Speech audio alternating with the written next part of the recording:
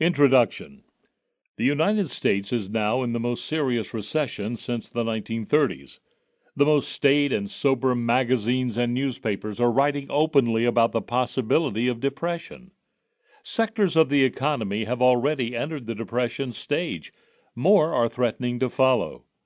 The number of personal and business failures more than doubled from 1971 to 1981, and the early figures for 1982 indicate that failures are up 50% over 1981.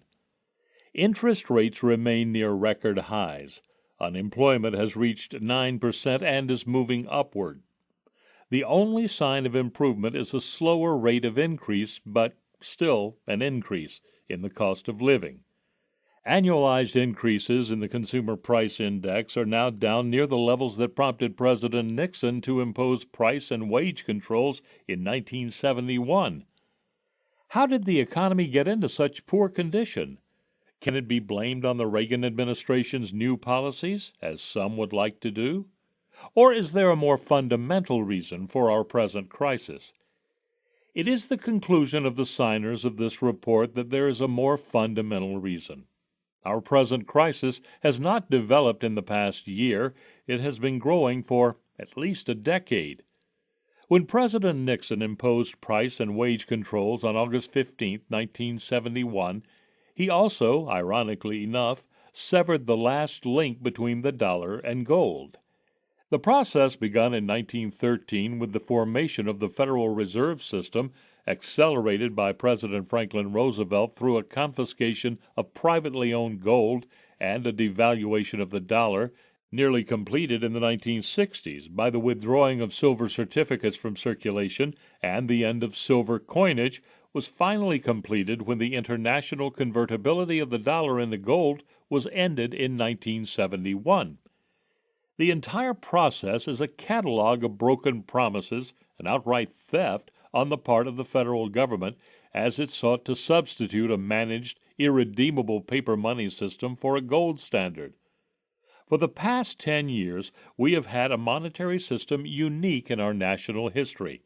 No circulating silver or gold coinage, but a government monopoly of politically managed paper money. The present crisis is a result of this fundamental change in our monetary arrangements, and it will not, indeed cannot, be ended permanently unless fundamental reforms are made. Our 10-year experiment with paper money has failed. It is time that the Congress recognize that failure. Congress has violated both the principles of sound economics and the requirements of our supreme law, the Constitution. The Constitution forbids that anything except gold and silver coin should be made a tender in payment of debt, yet Congress has made inconvertible paper a legal tender. Economics requires a recognition that there is no such thing as a free lunch, but Congress has institutionalized the money-creating powers of the Federal Reserve in its efforts to perform the miracle of turning stones into bread. Chapter 1 of this report presents an economic overview of the last 10 years, a decade of paper money. Chapters 2 and 3 detail the process by which we arrived at our present state. The fourth chapter presents the case for monetary freedom. Chapter 5 argues the case for a gold standard, and Chapter 6 outlines the specific reforms that will be needed to correct the blunders of the past. Finally, Chapter 7 will offer two views of the next 10 years, a decade with gold and a decade without. Now Congress faces a crisis and an opportunity.